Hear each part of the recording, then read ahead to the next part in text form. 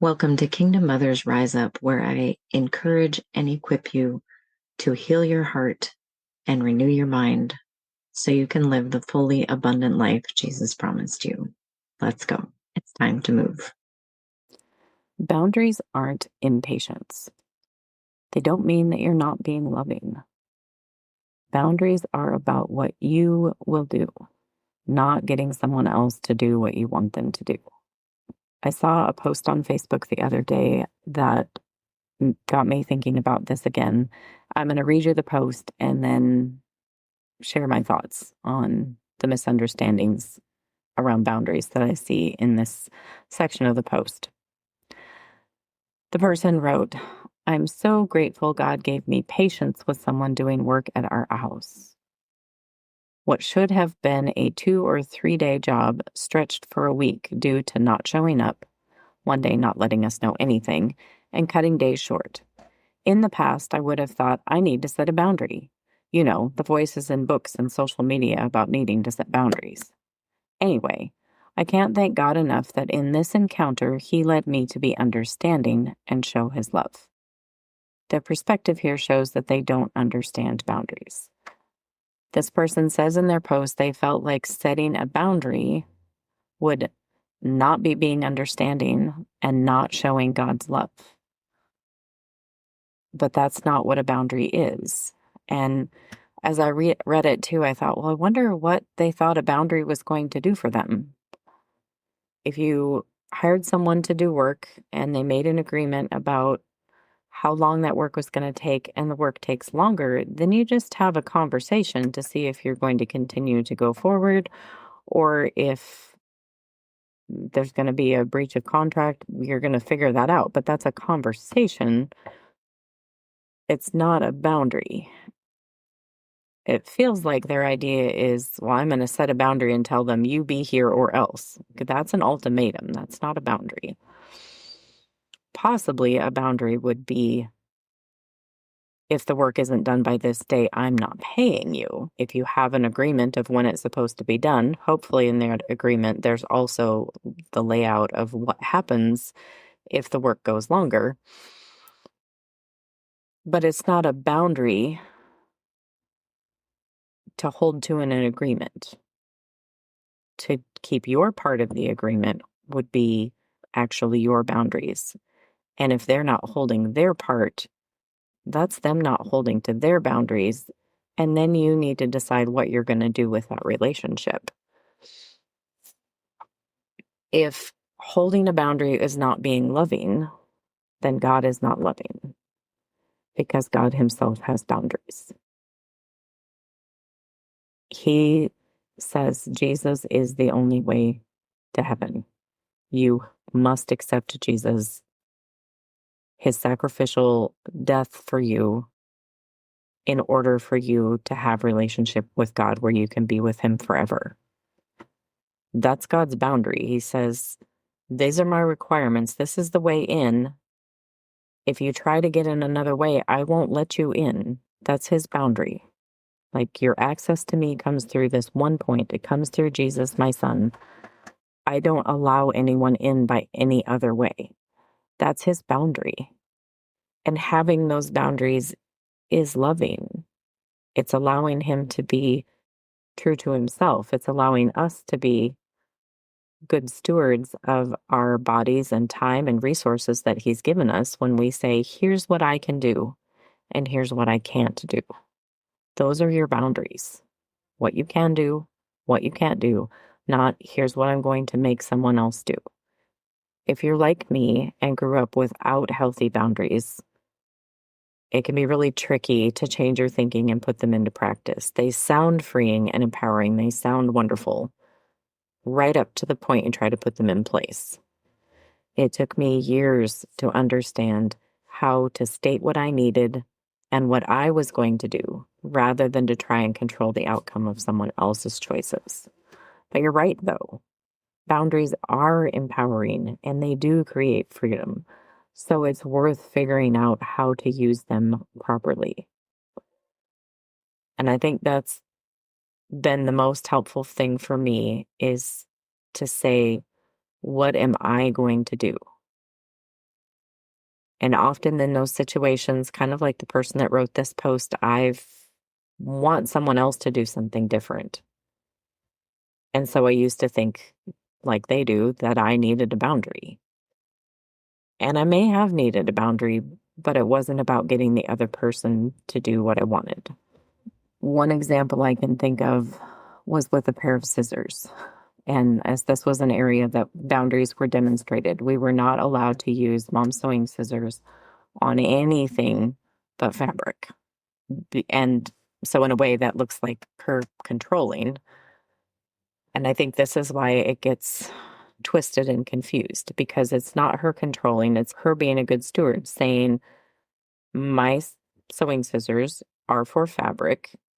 If you use them in a way that's not in accordance with how I have asked you to use them, I won't allow you to use them anymore. So it's about her having agency and that empowerment to say, this is mine. I'm going to make sure it's stewarded well. Where if it's turned to, you can't use this because you used it wrong, it's the same idea, but it sounds much more controlling when it's focused on the, like, you instead of I. That in order for me to steward this well, I'm not going to let you use them because you use them improperly. So it still can be like a consequence for the behavior, where the boundary creates that empowerment and that freedom to just say, this is what I'm going to do. This is my resource. These are my scissors. If you're using them on wire or rocks, I will not let you use them anymore. And if you violate that boundary, then there's going to be a consequence for that too, particularly in parenting. But it's true in other relationships as well. If you have a friend who says you can borrow their car and asks you to return it with a full tank of gas, and you return it empty and full of garbage, is well within their right to say, I'm actually not going to let you use my car anymore. And it's about what they're going to do. It's my resource. It's no longer available for you. And we might have some issues to talk about in our friendship of, why wasn't my request honored? Did you not understand? Did not feel important?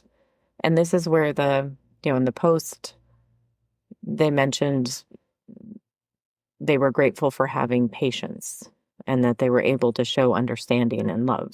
And you can totally do that with the boundaries. So with the car, you bring the car back to the friend, and the friend can be loving and understanding and say, can you, tell me what happened? I asked you to bring the car back full of gas and you brought it back dirty and empty. Like, what happened? And if there was a legitimate, things went wrong and things happened and I ran out of time and I knew you needed to have it back by this time. And so it was the struggle between, do I bring it back late or do I bring it back empty?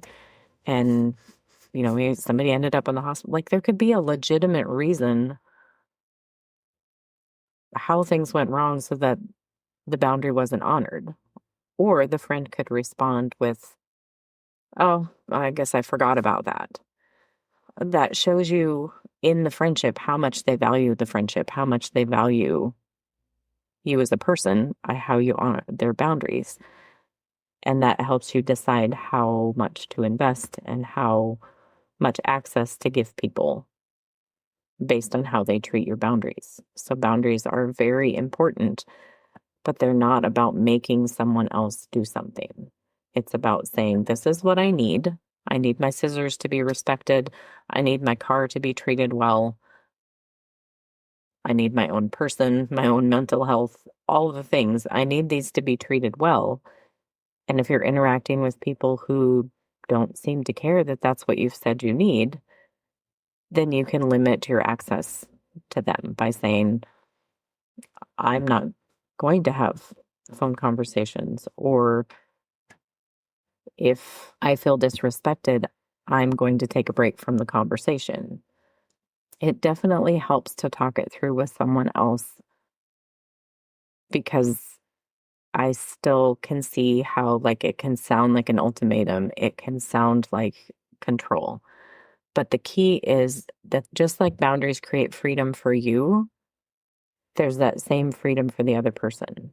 They are 100% free to do whatever they want to do. And based on what they do, you make choices about what you're going to do.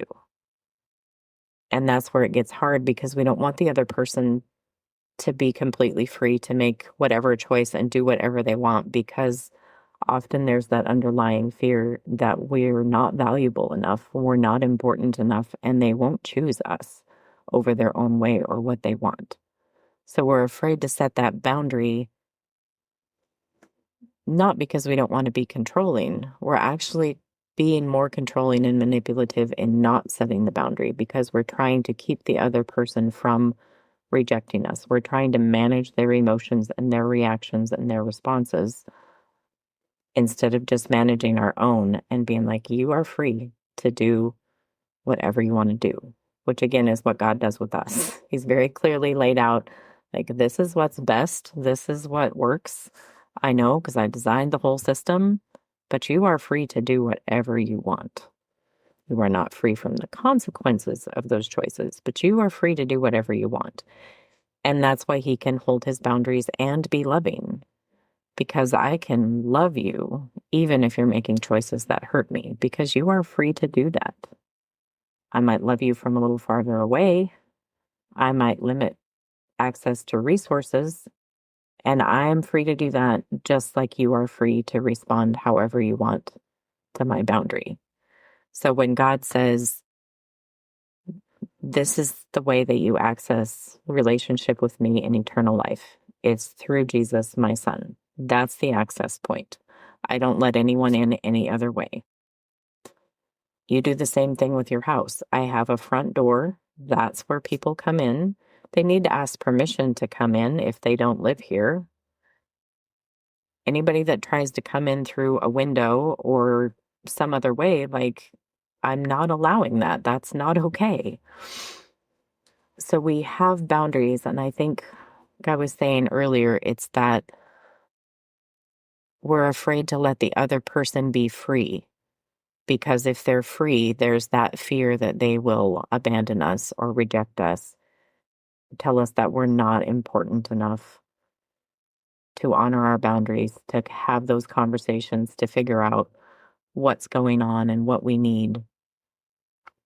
Because we're good with boundaries, with like not giving out your bank account, not giving your car keys to just anyone, or your house keys. Like, there's lots of things where we regularly implement boundaries.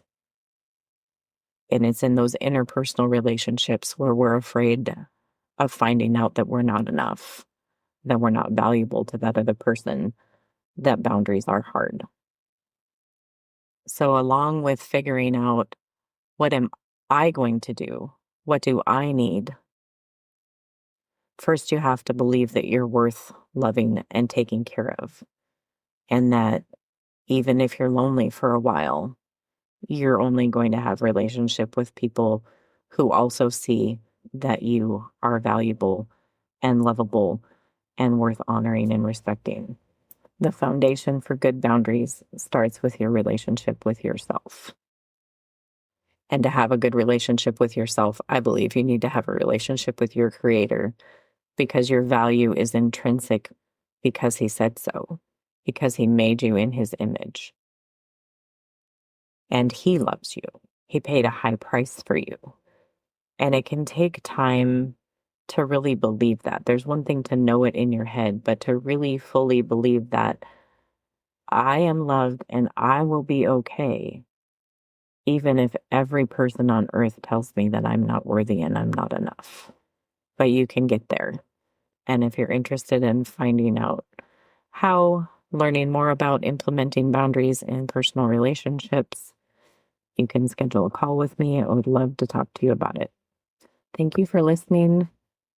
This was encouraging. Share it with a friend. And remember that your healing heals generations.